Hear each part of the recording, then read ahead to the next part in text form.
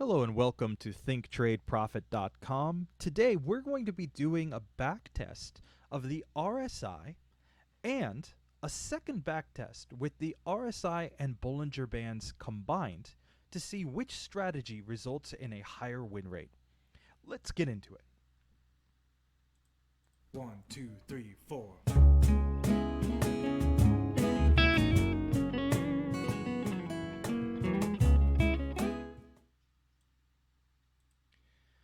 So let's get into today's strategy. We have on our chart right now 4 indicators. The first is the 200 period exponential moving average, which we're using as our overall trend indicator. We're only going to take short trades when we're below the 200 EMA, and we're only going to take long trades when we're above the 200 EMA. Second, we have our RSI down here. The RSI is set to 8 periods, and it has overbought level of 70 and an oversold level of 30. Fairly standard settings on this indicator. Then we also have the Bollinger Bands. These are completely stock standard settings Bollinger Bands, 20 periods, 2 standard deviations up and down. And then the last thing that we have here is actually a custom indicator that I've made that is a stop loss and take profit indicator. So you can see the lines coming in right here. We are below the 200 EMA and the RSI became overbought. So we get a short entry signal as of this candle right here. So it plots the stop loss, in this case a short trade, the stop loss is above the entry, and a take profit, which is below the entry. And we can see that after muddling around a little bit, we ultimately get down to our take profit down here. As soon as the low crosses below our take profit, the lines will disappear. So let's get into the rules of the 2 different strategies here. For the long trades, what we're looking for is a situation just like this right here, where we have the RSI oversold. If we get the RSI oversold and we are above the 200 period exponential moving average, we're going to enter on the open of the next bar, and we're going to stay in the trade until we either hit our take profit or hit our stop loss. We can see this one's a winner right here. We got oversold, we would have bought and hit our take profit just literally the next day, and that would have been a winner. We also can take short trades where if price is below the 200 period exponential moving average and we get overbought on the RSI. So on a chart like this on the S&P 500 Spider ETF, we really have to go back quite a ways because we have to be at a time when we would have been in a downtrend. So something like this right here, back in 2008, we would have gotten overbought on the RSI, we would have entered short, and we would have, in this one, actually ultimately lost the trade. We would have gone up through our stop loss level. Now, when we're looking at the combined strategy of the RSI and Bollinger Bands, we're going to be doing this just a little bit differently because we need to both have the RSI oversold and have a close below the lower Bollinger Band. We get such a case right here.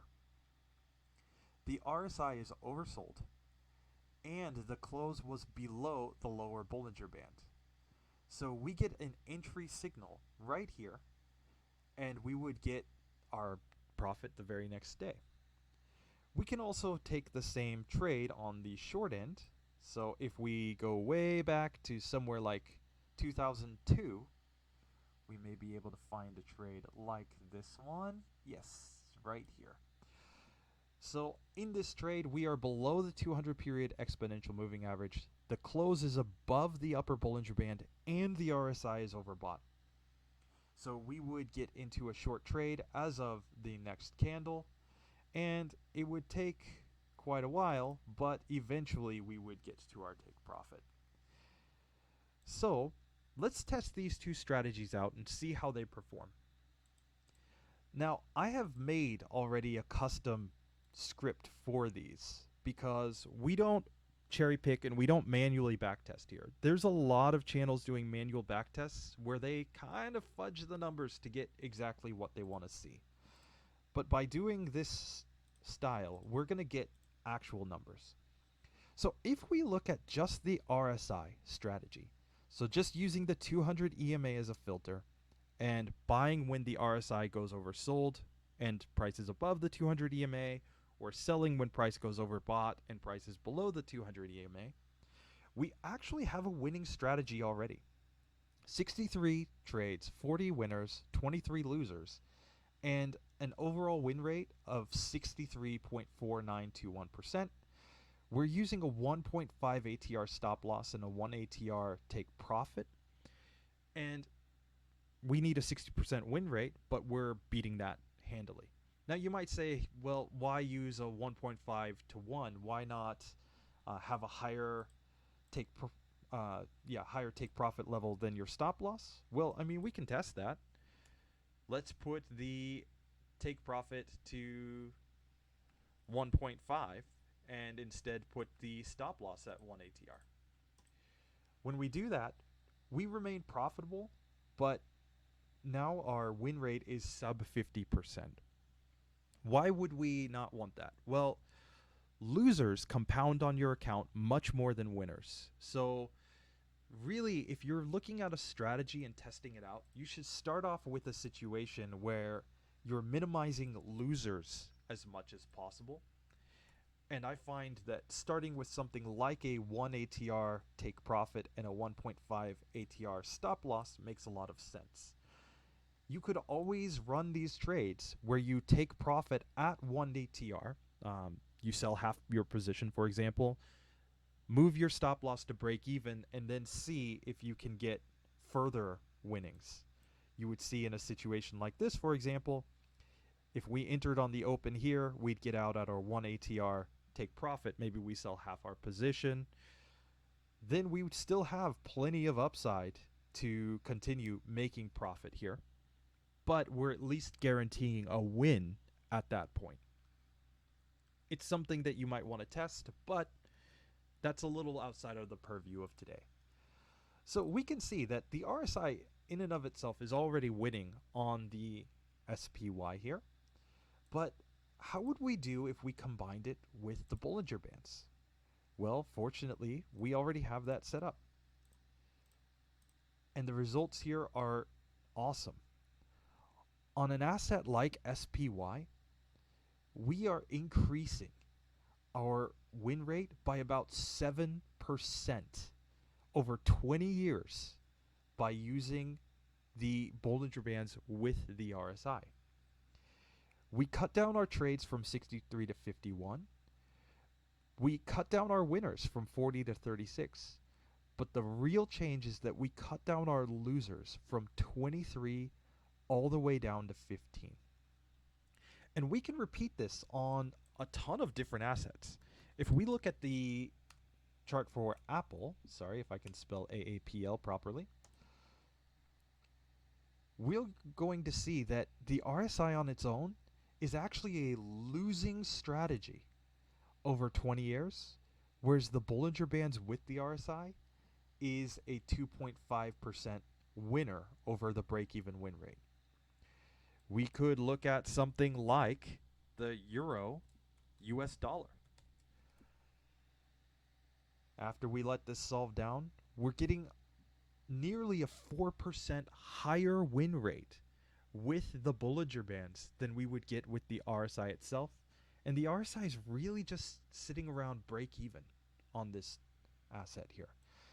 What if we looked at Bitcoin futures? Without the Bollinger Bands, the RSI is a completely losing strategy. But with the Bollinger Bands, we managed to cut out half of our losing trades. And we're able to turn this into a winner over, admittedly, a very small sample size. But this just goes to illustrate how much the Bollinger Bands can actually improve the signals of the RSI. Now, this is on the daily time frame, but of course we might want to test some shorter time frames as well, right? We might want to see how does it do on the hourly time frame. Here's 360 days on the hourly time frame. Same two assets. Again, Bollinger Bands beats the RSI, or the Bollinger Bands and RSI Strategy beats the RSI by about 1.3%, which is not insignificant. We can see a similar thing when we go to Euro USD, but you always have to keep in mind that these short time frames are a lot choppier. So you're not going to get quite the same results when you go to shorter time frames here. You're going to get, in this case, our Bollinger Band strategy and our RSI strategy are only slightly winning compared to break even. And it gets much worse when we go down to a 30-minute time frame. On 30 minutes, it takes this quite a while to solve down. But we're going to see that these are sitting very close to break even, but slightly losing at the end of this. And so, yeah, our Bollinger Bands increased our win rate by about 0.215%, but they're still a losing strategy on the 1 minute time frame. So let's look at what the results actually look like across a lot of time frames here. So we can already look SPY first. When we're using the daily time frame, the Bollinger Bands with RSI outperforms very, very significantly. We're getting 10% or 10.5859% more wins than we need to break even with these settings, whereas with just the RSI, we're only beating break even by about 3.5%, and this is over a fairly small sample. If we pop to something like the 1 hour time frame, on the SPY, the situation remains the same. The Bollinger Bands with the RSI outperforms.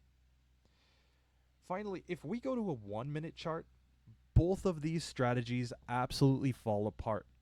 And this is something that I really hope you guys see as we go through backtests on this channel. So many strategies that are good on a daily time frame cannot work on a 1 minute time frame. The two markets are just completely different, guys. On 1 minute, you have so much market noise, so many little fluctuations up and down that can take you out of a trade. On the daily time frame, you're smoothing a lot of those out and you're getting much better signals. So there's a good reason why I personally am a daily chart trader, and I think that a lot of you guys should at least consider going to the daily chart as well.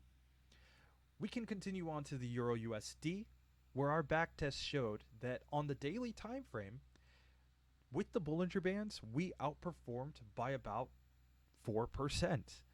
And it really comes down to eliminating a lot of losers, guys. By eliminating losers, we get better trades. When we pop down to a 1 hour time frame, yes, the RSI with the 200 EMA on its own outperforms on that level. But we're only outperforming by about 1.5%. If we compare that to the results of the daily time frame, this 1.76% over break even is not a whole lot to get excited about when we're thinking about 360 trading days. Finally, if we look at the 30-day time frame, again, both of these strategies fall apart. We have 551 trades with the RSI, and yet we're sub break even. We have 384 trades with the RSI and the Bollinger Bands, but we're still sub break even. The daily chart is where we want to trade. Finally, with Bitcoin, This is a very small sample. We've only got 5 years of data in Thinkorswim on Bitcoin futures, but we can see that just adding the Bollinger Bands filters out half of our losers.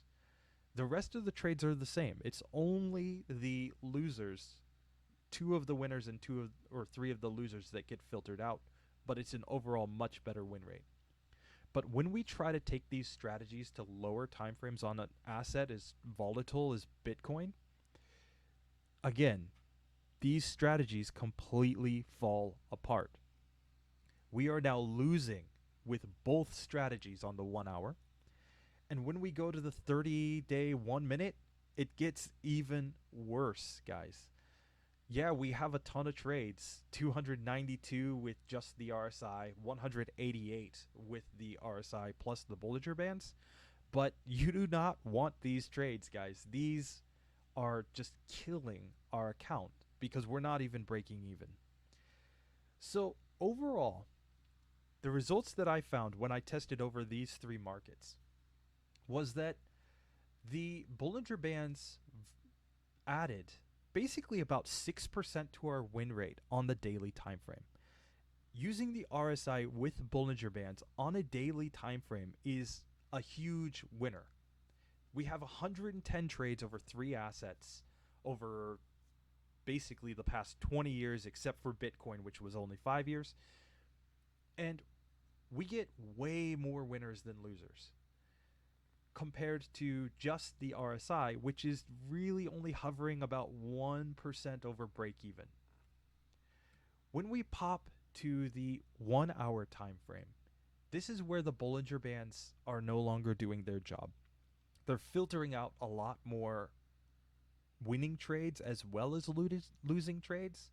So while both strategies were overall profitable on the 1 hour time frame, over all 3 assets that we tested, they still don't really perform that well compared to the daily results.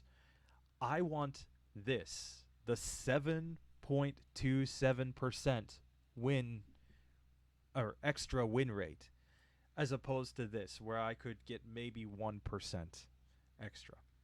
And finally, on the 1 minute chart, really, guys, don't trade this on a 1 minute chart. Don't assume that just because you've got a daily time frame backtest that shows that something is profitable, that you can just run with that to the 1 minute time frame and get the same kind of results. Trying to trade with the RSI and Bollinger Bands on the 1 minute time frame is just nuking your account, guys. Now, you might say, okay, well, what if you try different settings? We may try that in the future. If you have a setting that you think will work better and will beat these results, go ahead and post it in the link down or in the comment section down below. Now, finally, if you want to know how to make something like this, where we can automatically track our winners and losers, pop over to my website, thinktradeprofit.com. You can contact me. I do custom think scripts. I also do indicator backtests like this one. And if that's something that you're interested in, this is the place to go. With that being said, thank you very much for watching today's video. I hope you enjoyed it. I hope it was informative. And we will see you in the next backtest. Thank you very much. Have a great day.